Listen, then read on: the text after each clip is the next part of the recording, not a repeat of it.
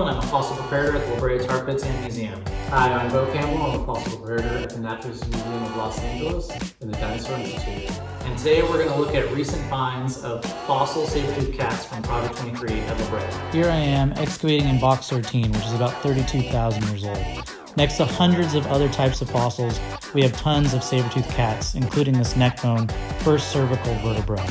We also find many other bones from the saber-toothed cats.